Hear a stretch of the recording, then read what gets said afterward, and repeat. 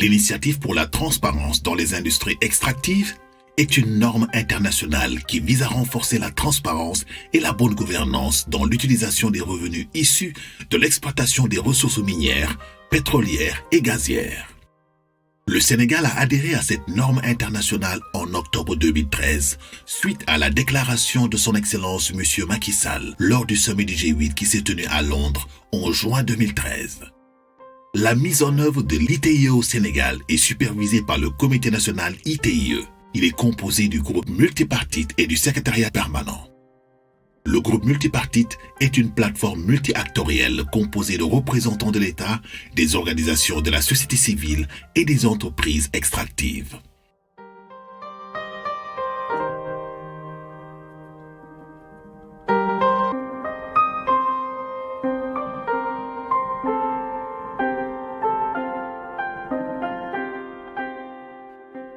En adhérant à l'ITIE, le Sénégal s'est engagé à publier régulièrement les paiements versés au gouvernement par les entreprises extractives. Le gouvernement déclare pour sa part les revenus et les recettes tirées de l'exploitation des ressources minières, pétrolières et gazières. Ces déclarations sont certifiées par la Cour des comptes. Cette publication se fait dans le cadre du rapport ITIE produit chaque année. Le rapport ITIE est un instrument scientifique qui fournit aux citoyens des informations sur les procédures d'octroi des licences et permis, les volumes et quantités de production, la collecte, l'affectation et l'utilisation des revenus issus des industries extractives. L'ITIE fournit ainsi aux citoyens des informations sur toute la chaîne de valeur de la gouvernance des industries extractives au Sénégal. Un des postulats de l'ITIE est que les ressources naturelles telles que l'or, les phosphates, le zircon, le pétrole, le gaz appartiennent aux citoyens qui veulent connaître ce que l'activité extractive rapporte effectivement à la nation. Vous savez, un peu avant l'avènement de l'ITIE, véritablement, il y avait de l'opacité. L'information concernant les secteurs des mines était jugée une information taboue. Et il n'y avait quasiment pas de débat public organisé sur la question des industries extractives. Le secteur minier, avant, c'est une mauvaise perception, les gens disent c'est opaque. Effectivement, il y avait une certaine opacité, en tout cas que l'opinion disait. Vous savez, le Sénégal est une démocratie incontestablement. Pendant longtemps, on a fait des efforts pour améliorer la transparence, notamment dans le domaine électoral. Mais il y a toujours eu une revendication de la population, de l'opinion, qu'il y ait davantage de transparence dans la gouvernance des affaires publiques. Et c'est pour ça qu'à son arrivée au pouvoir, le président Macky Sall s'est employé à prendre un certain nombre de mesures pour répondre à cette demande de transparence dans la gouvernance des affaires publiques. L'adhésion du Sénégal à l'ITIE marque l'engagement du gouvernement, de la société civile et des entreprises extractives d'instaurer une gouvernance inclusive et plus attentive aux préoccupations des citoyens. Il y a incontestablement un engagement du président de la République, du gouvernement dans la mise en œuvre de l'initiative pour la transparence dans les industries extractives au Sénégal. Mais ce qu'il faut surtout comprendre, c'est qu'en réalité, le Comité national ITIE est une plateforme multi-actorielle. Autrement dit, c'est un cadre dans lequel on retrouve les parties prenantes du secteur extractif. La Chambre des mines, qui est l'association qui regroupe toute la corporation des acteurs miniers au Sénégal, mais aussi des prestataires de services, pour ambition d'accompagner le gouvernement du Sénégal, mais prône aussi la transparence et la bonne gouvernance dans la gestion du secteur minier. Nous avons mutualisé nos efforts avec l'État pour que cela soit une réalité. Aujourd'hui, nous avons un cadre de dialogue avec l'État et les entreprises minières.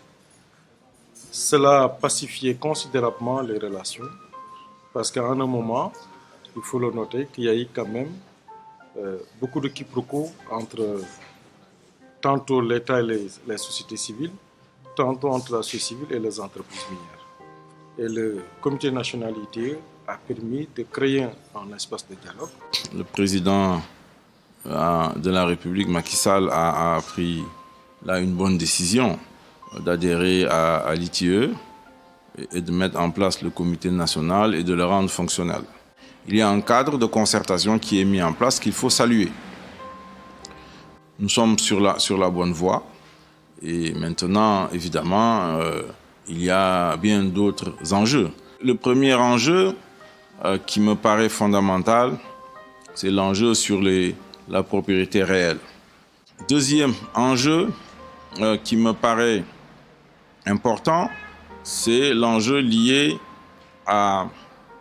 au partage de la rente. La rente pétrolière, minière, parce que c'est ça l'enjeu. Il y a la question de l'environnement, qui est un défi important, et il va falloir veiller de manière extrêmement importante, surtout après l'accord de la COP21. Je pense que l'ITIE est un formidable outil aujourd'hui qui permet en tout cas à toute la classe politique, aux citoyens, aux investisseurs, mais aussi à l'État qui a des devoirs régaliens d'information, mais aussi de gestion de transparence, de permettre de créer des conditions encore plus harmonieuses pour le développement économique et social du pays, étant entendu que chacun sait où vont les ressources, qu'est-ce qu'on en a fait, à quoi elles ont servi, puisque après que l'ITIE les ait déclarées, évidemment au niveau de l'Assemblée nationale et des autres institutions, les populations ont tous les moyens justement pour vérifier justement la traçabilité de ces ressources et les projets qu'ils auront permis de financer.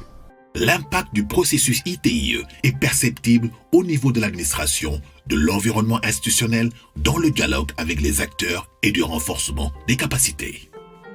Le gouvernement dispose désormais d'un document de référence sur le secteur extractif. Cela veut dire quoi? Cela veut dire que pendant longtemps, il y avait beaucoup d'élucubrations, beaucoup de réflexions parfois qui n'étaient pas forcément fondées et documentées sur le secteur extractif. Mais désormais, le Sénégal dispose chaque année d'un document de référence sur le secteur extractif qui fait le point sur les paiements, les revenus du secteur, l'affectation des revenus du secteur, les données contextuelles. D'abord, au niveau national, nous avons déjà, avec la publication du premier et du deuxième rapport, appris beaucoup de choses sur les mines, qu'on voit dans un seul document, où vous avez aujourd'hui l'ensemble des acteurs, qu'ils soient personnes physiques, personnes morales, les actionnaires qui sont derrière ces acteurs, les déclarations qui ont été faites, toutes les formes de déclarations, que ce soit sur la TVA, sur les impôts. Et nous nous attendons également à ce que chaque année que ça s'améliore, parce que les gens maintenant savent que tout ce qu'ils payent doit être déclaré. Donc quand ils déclarent une année, ils vont certainement se dire que l'année prochaine, dans le document, si je déclare moins, on va chercher des explications. Donc c'est vraiment déjà la richesse des informations que nous avons retenues dans ces documents, et également le processus de transparence dans lequel nous nous sommes embarqués avec les miniers. La transparence est un processus. Et aujourd'hui, lorsque vous regardez, comparé avec la situation de 2012, vous voyez très clairement qu'il y a une très bonne volonté de la part de l'État, de la part des acteurs de la société civile, qui sont tous dans une dynamique très constructive, parce qu'ils comprennent les enjeux, en fait. Et de la part des acteurs du privé, bien entendu, à travailler ensemble pour véritablement améliorer la gouvernance du secteur, parce que, en définitive, avec la transparence, c'est tout le monde qui y gagne. Le fait que l'ITIE puisse produire un document dans lequel on recense l'ensemble des informations dont ils ont besoin, les opérateurs, la substance exploitée, le régime fiscal qui doit s'appliquer, etc., cela a énormément aidé l'administration à se donner plus de visibilité et justement à repenser sa politique et sa stratégie. Le comité national ITIE a pris beaucoup d'initiatives dans le cadre du renforcement des capacités. Et nous en avons tiré un grand profit. Nous avons aujourd'hui véritablement des acteurs de la société civile qui sont très ferrés sur la question, donc qui maîtrisent les informations, qui maîtrisent les principes, qui maîtrisent les exigences, qui maîtrisent les mécanismes de déclaration et de conciliation. Et nous pensons que c'est extrêmement important pour la société civile. Au-delà de la publication des rapports ITIE, le Comité national a l'ambition d'influencer la mise en œuvre des politiques minières et pétrolières au Sénégal pour contribuer à créer un environnement favorable tant à l'investissement qu'au bien-être des populations. Cela suppose, entre autres, de favoriser l'accès à une information juste, de promouvoir un dialogue inclusif avec l'ensemble des acteurs concernés et enfin de renforcer les procédures de contrôle, de suivi et de transparence autour des contrats miniers et pétroliers.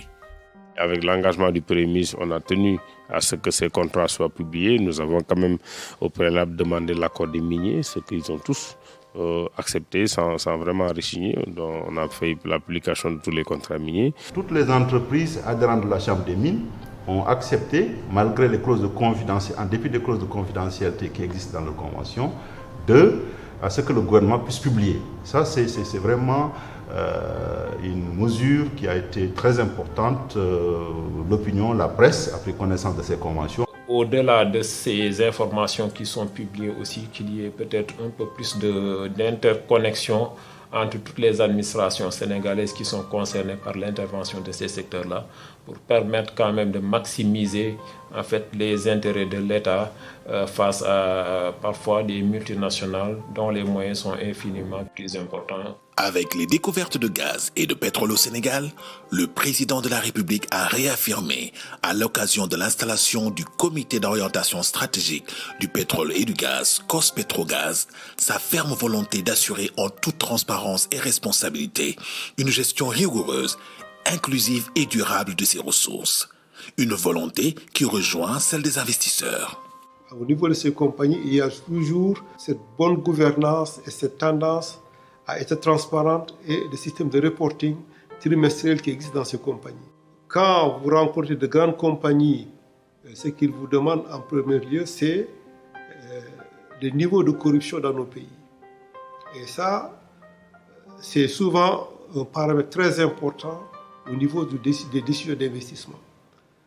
Alors, vu l'éthique que le Sénégal a eue depuis des années sur le plan international, vu la transparence dans les démarches même sur l'octroi des blocs et tout, ça nous a permis de mettre en valeur une certaine transparence qui déjà existait. Cosmos a la volonté de faire en sorte que les produits issus de l'exploration et éventuellement de l'exploitation pétrolière et gazière puissent profiter aux populations de manière durable, mais aussi puissent impacter positivement l'économie du pays. Nous nous engageons aussi avec l'ITIE parce que nous pensons que les ressources naturelles peuvent impacter positivement le développement du pays si on parvient à garantir une gestion transparente de ce secteur-là. Nous considérons que la transparence est un moyen important pour l'industrie d'établir des relations productives avec les gouvernants, la société civile et de permettre de faire en sorte que les investissements que nous faisons dans les pays où nous opérons aient des impacts positifs sur les communautés et sur le système économique des pays où nous sommes. C'est très facile, surtout dans une économie traditionnellement rentière, comme l'économie sénégalaise, que des secteurs, des segments de la population ou de la classe politique ou des classes dirigeantes veuillent prendre les rentes et vivre des rentes au détriment donc de la population. Et ça, c'est un combat qu'il faut mener. Véritablement, les gens ont accès à l'information et parce qu'ils ont accès à l'information, ils sont plus exigeants. Ils demandent plus et l'autorité aujourd'hui est parfaitement consciente de la nécessité de dialoguer avec ces acteurs et d'écouter les suggestions et les recommandations. Les enseignements tirés des dernières années de mise en œuvre de la norme ITIE et la découverte du pétrole et du gaz au Sénégal ont conduit le Comité national ITIE à identifier les principaux défis et les atouts majeurs du processus. Le Comité national a redéfini ses priorités et ses objectifs stratégiques à l'horizon 2021 pour mieux accompagner le développement du secteur extractif et instaurer un optimum de gouvernance qui permet de rendre compte aux citoyens de l'évolution des résultats de gestion des opérations minières pétrolière et gazière au Sénégal.